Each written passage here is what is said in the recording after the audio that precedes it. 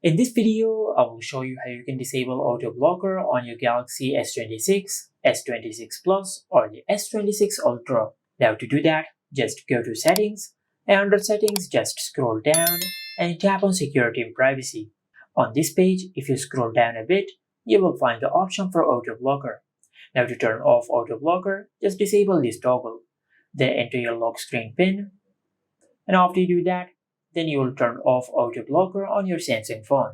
Now, if you have noticed that auto blocker is turning on automatically after you disable it, now to fix this issue, just tap on auto blocker. Now on this page, if you scroll down, you will find the option for turn on automatically. Now as you can see, this feature turns on auto blocker automatically after 30 minutes when you turn it off.